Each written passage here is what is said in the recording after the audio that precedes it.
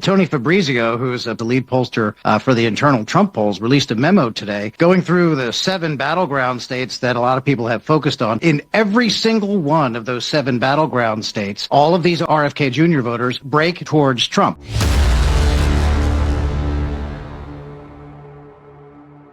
Welcome back to the DeVory Darkins Show. The Kamala Harris campaign is frantically scrambling because more exciting news has been announced in the Trump campaign. And we're talking about polling. We're talking about endorsements. And now we happen to be talking about this debate that might not even happen because it's not in the best interest of her campaign. Remember, they don't want her to be unscripted because that is a big weakness for her. Listen, if I was Kamala Harris, I wouldn't want to debate, especially given what happened to me when I ran for president the last time. Roll that video. Now, Senator Harris says she's proud of her record as a prosecutor and that she'll be a prosecutor president, but I'm deeply concerned about this record. There are too many examples to cite, but she put over 1,500 people in jail for marijuana violations and then laughed about it when she was asked if she ever smoked marijuana. She blocked evidence. She blocked evidence that would have freed an innocent man from death row until the courts forced her to do so. She kept people in prison beyond their sentences to use them as cheap labor for the state of California. And she fought to keep cash bail system in place that impacts poor people in the worst kind of way. Yeah, when someone brings the facts about her record and she ends up in a debate, it's not going to go well for her. Right. This is why her campaign right now is going back and forth on the debate rules, which they had already agreed to a month ago when it came to former President Trump. So, of course, that doesn't work well for her. It actually favors Trump because we saw that in the Joe Biden debate. So let's read what they had to say. This is from the Trump campaign. Enough with the games. We accepted the ABC debate under the exact same terms as the CNN debate. The Harris campaign, after having already agreed to these rules, asked for a seated debate with notes and opening statements. We said no changes to the agreed upon rules. If Kamala Harris isn't smart enough to repeat the messaging points her handlers want her to memorize, that's their problem. Right? This seems to be a pattern for the Harris campaign. They won't allow Harris to do interviews. They won't allow her to do press conferences. And now they want to give her a cheat sheet for the debate.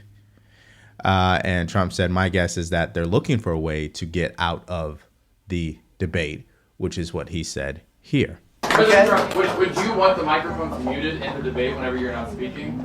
We agreed to the same rules. I don't know. It doesn't matter to me. I'd rather have it probably on, but the agreement was that it would be the same as it was last time. In that case, it was muted.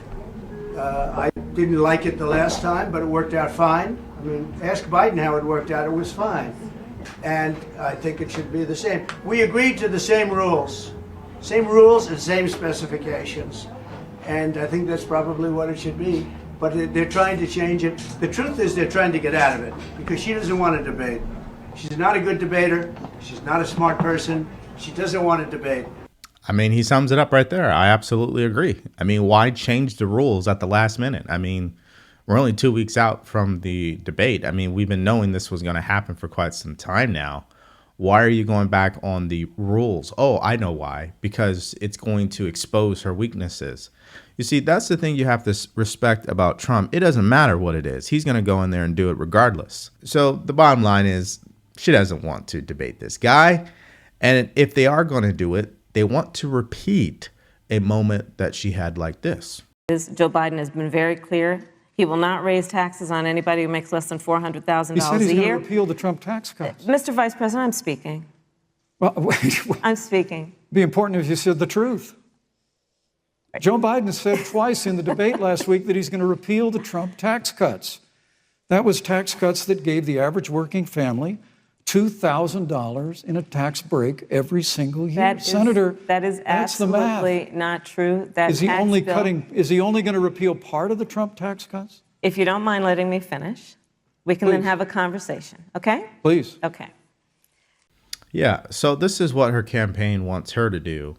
Is they want to be able to have it where she can spar with him, but it works to her benefit, right?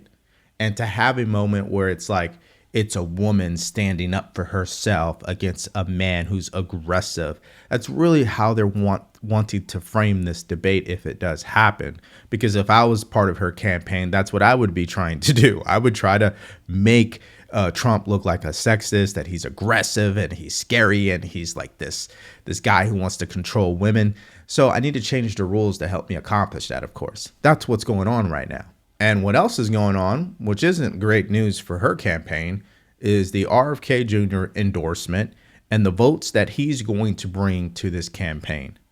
Watch. Well, I think there's a tremendous upside. I think it's tangible and substantial. Tony Fabrizio, who's a pollster that I've known and worked with for a long time, is the lead pollster for the internal Trump polls, released a memo today going through the 7 battleground states that a lot of people have focused on, talking about North Carolina, Pennsylvania, and Michigan, and Wisconsin, Nevada, Arizona, and Georgia.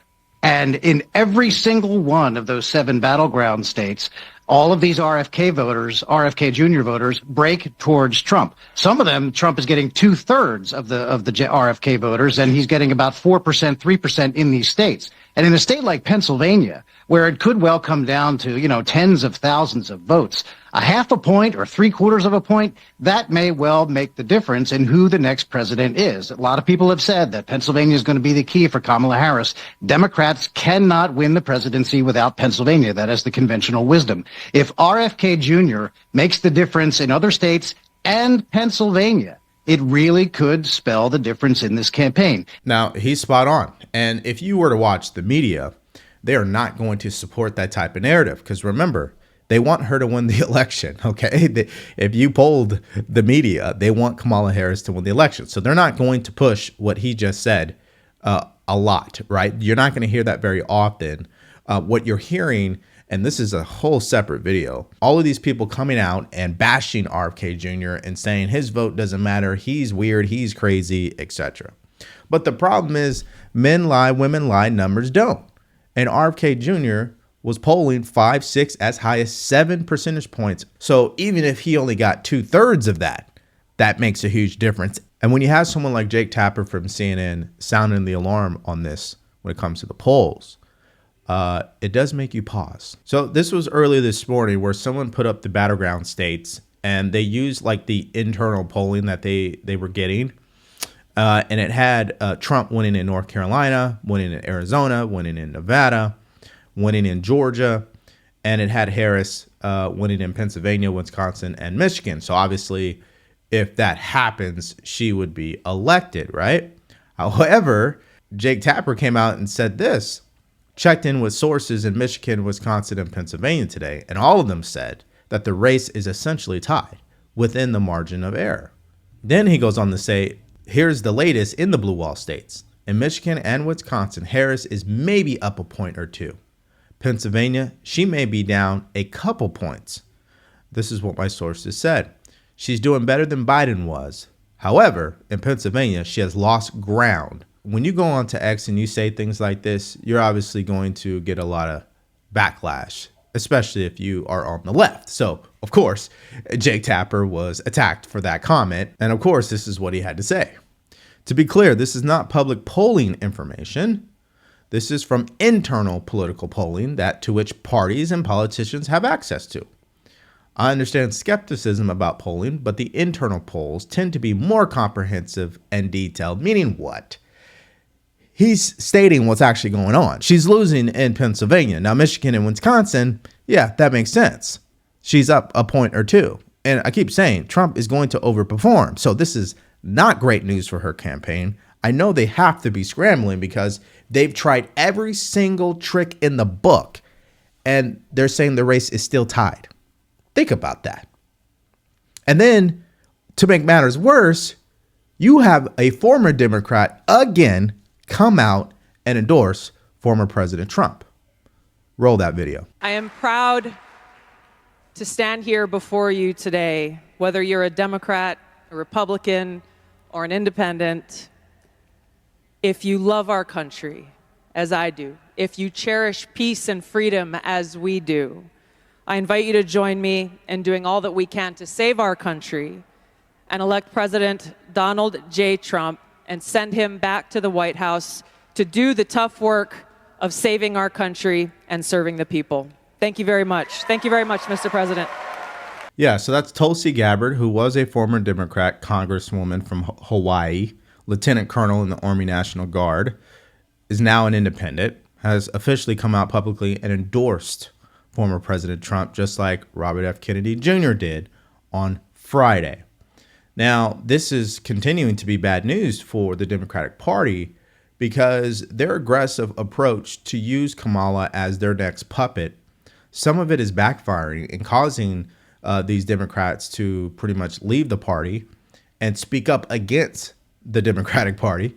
So as I wrap up this video, a few takeaways. Number one, clearly her campaign is scrambling because you've got an RFK Jr. endorsement who comes with votes. You've got Tulsi Gabbard, who also comes with votes when it comes to independents and veterans. You've got polling showing that the DNC really didn't have an impact on her polling numbers.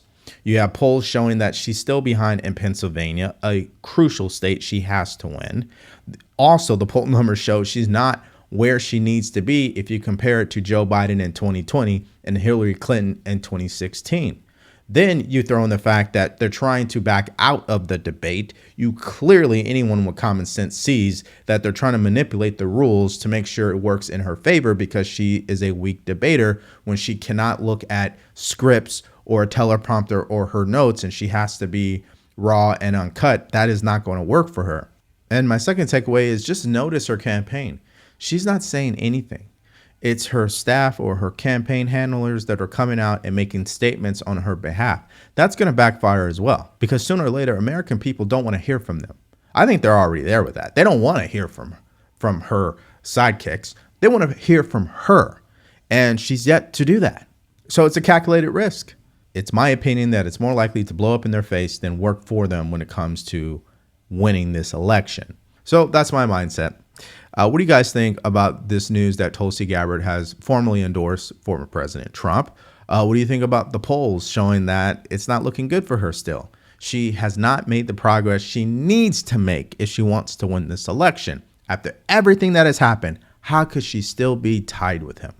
And then also the craziness that her campaign is trying to pull by manipulating the rules when it comes to the debate. What does that say about her there? I want to hear what your guys' thoughts are and more in the comment section below. Thank you for checking out the video today. Do me a favor, like, share, and subscribe to the channel. Stay grateful, stay focused, and stay true. Peace.